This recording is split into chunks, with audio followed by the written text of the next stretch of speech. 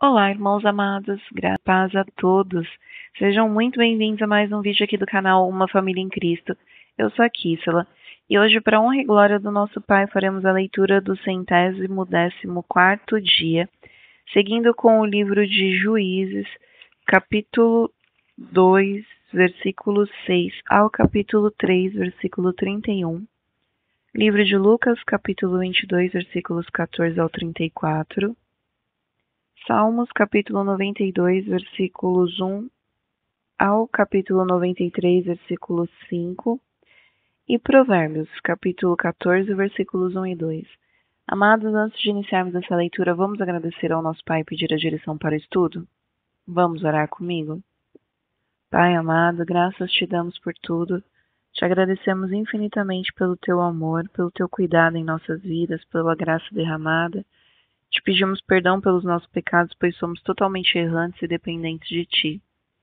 Pai, te pedimos que nesse momento o Espírito Santo de Deus nos dê a direção nessa leitura, que nós tenhamos o entendimento da Tua palavra de acordo com a Tua vontade. Que assim seja em nome do Senhor Jesus Cristo. Amém. Livro de Juízes, capítulo 2, versículo 6 ao capítulo 3, versículo 31. Depois que Josué despediu o povo, os filhos de Israel se foram, cada um a sua herança, para possuírem a terra. O povo serviu o Senhor todos os dias de Josué e todos os dias dos anciãos que ainda sobreviveram por muito tempo depois de Josué e que viram todas as grandes obras que o Senhor tinha feito por Israel. Josué, filho de Num, servo do Senhor, morreu com a idade de 110 anos. Foi sepultado em sua própria herança em Timnat-Heres, na região montanhosa de Efraim, ao norte do Monte Gaás. Toda aquela geração também morreu e foi reunida aos seus pais, e depois dela se levantou uma nova geração que não conhecia o Senhor, nem as obras que ele havia feito por Israel. Então os filhos de Israel fizeram o que era mal aos olhos do Senhor, servindo os Baalins. Deixaram o Senhor, Deus de seus pais, que os havia tirado da terra do Egito, e seguiram outros deuses, os deuses dos povos que havia ao redor deles, e os adoraram, e provocaram o Senhor a ira, porque deixaram o Senhor e serviram Baal e Astarote. A ira do Senhor se acendeu contra Israel, e ele os entregou nas mãos dos ladrões e os despojavam do que possuíam. Ele os entregou nas mãos dos seus inimigos ao redor, e não puderam mais resistir a eles. Por onde quer que fossem, a mão do Senhor estava contra eles para o seu mal, como o Senhor lhes tinha dito e como lhes havia jurado, e estavam em grande aperto. Então o Senhor suscitou juízes, que os livraram das mãos dos que os atacavam e roubavam. Mas eles não obedeceram aos seus juízes. Pelo contrário, se prostituíram com outros deuses e os adoraram. Depressa se desviaram do caminho por onde andaram seus pais na obediência aos mandamentos do Senhor, e não fizeram como eles. Quando o Senhor lhes suscitava juízes, o Senhor estava com o juiz e os livrava das mãos dos seus inimigos.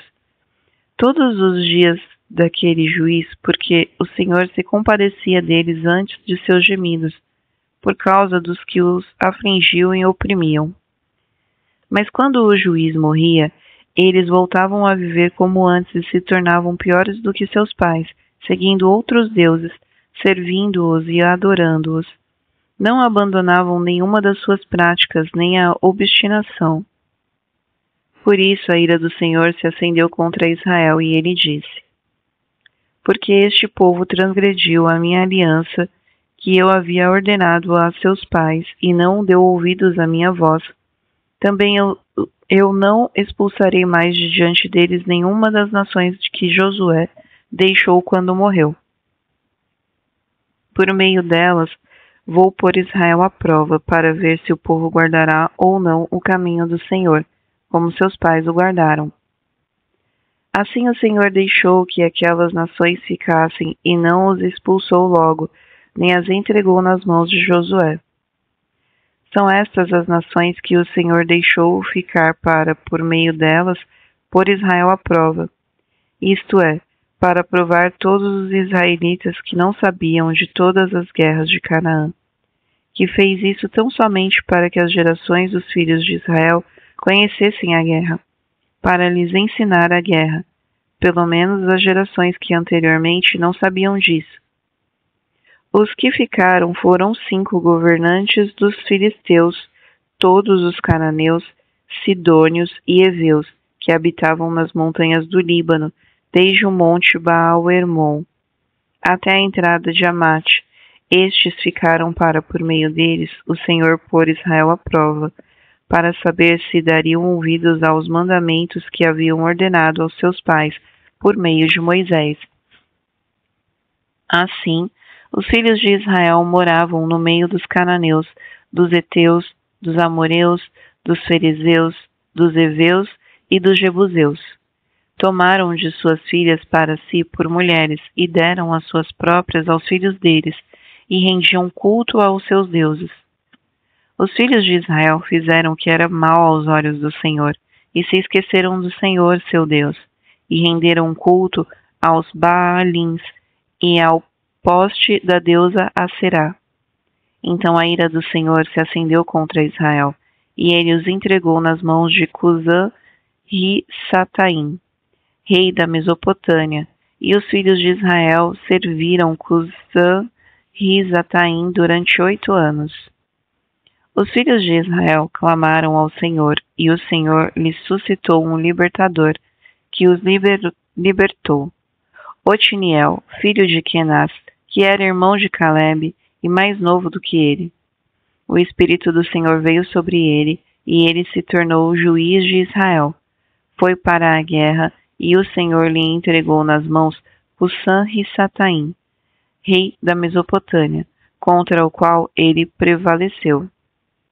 Então a terra ficou em paz durante 40 anos. Otiniel, filho de Kenaz, morreu. Os filhos de Israel tornaram a fazer o que era mal aos olhos do Senhor.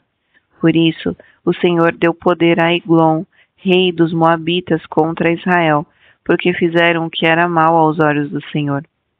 Eglon se juntou com os filhos de Amon e os amalequitas, foi e derrotou Israel, e eles se apoderaram da cidade das palmeiras. E os filhos de Israel serviram Eglon, rei dos Moabitas, durante 18 anos. Então os filhos de Israel clamaram ao Senhor, e o Senhor lhe suscitou um libertador, Eude, homem canhoto, filho de Gera, Benjamita.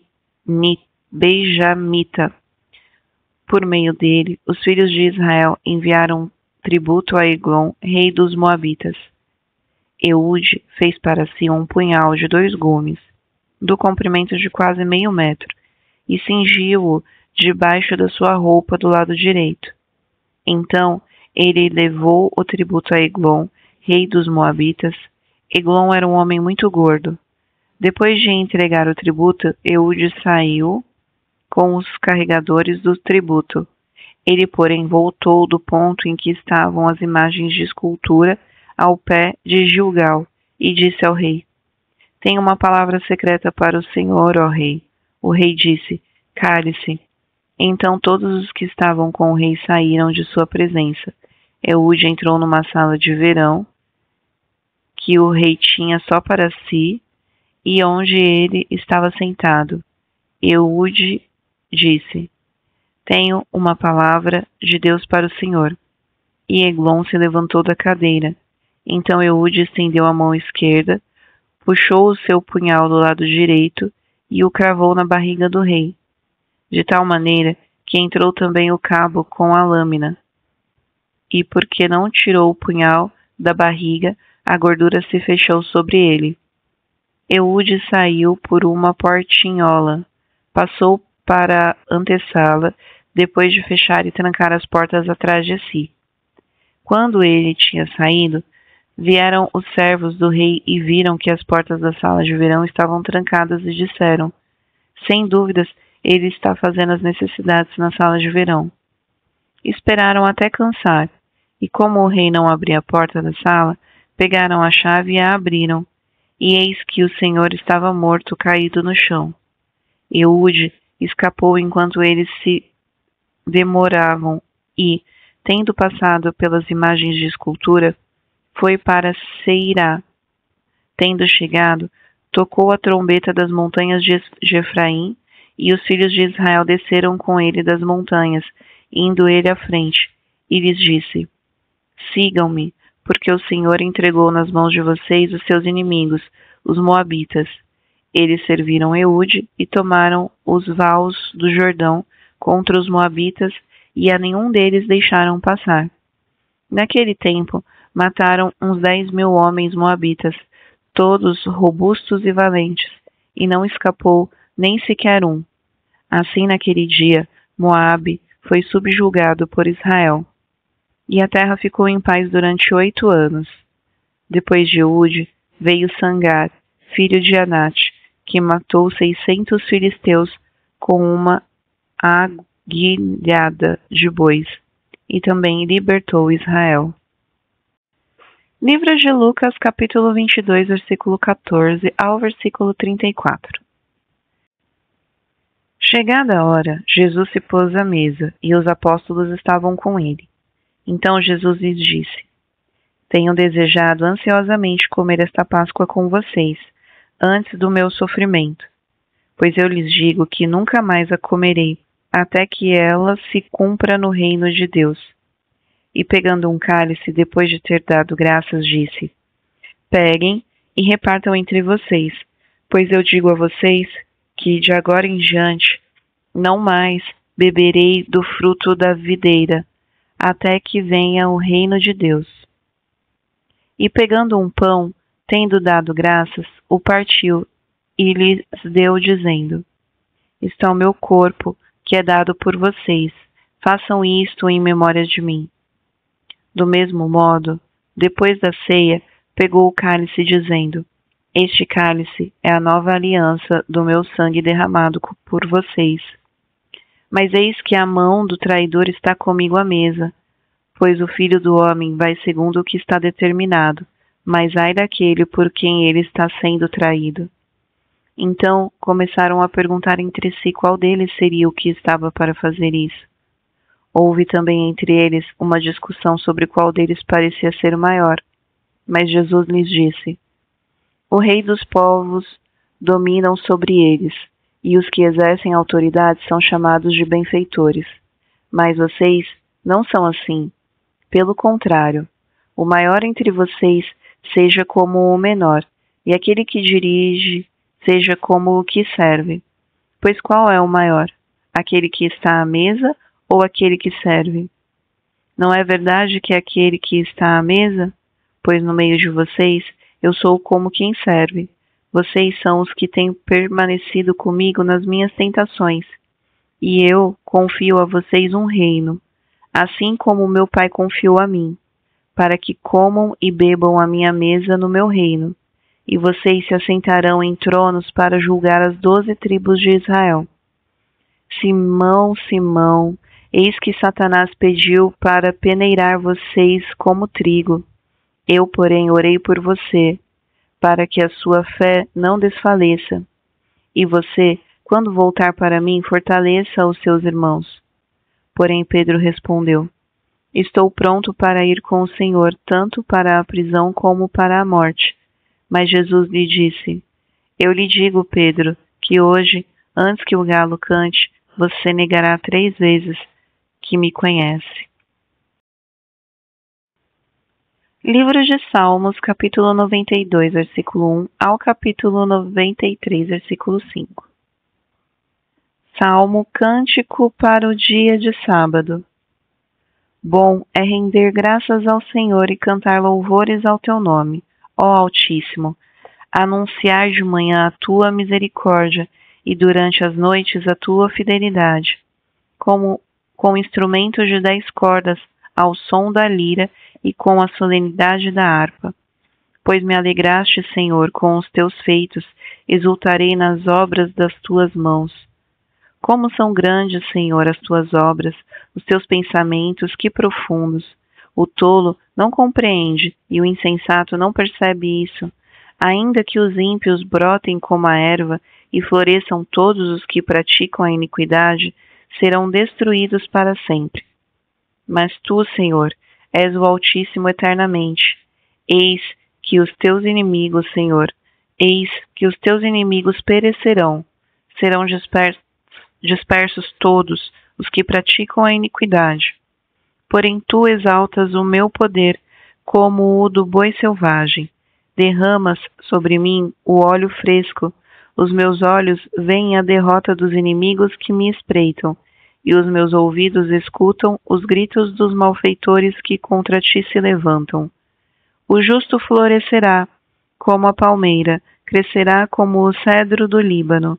Plantados na casa do Senhor, florescerão nos átrios do nosso Deus. Na velhice ainda darão frutos, serão cheios de seiva e de verdor, para anunciar que o Senhor é reto.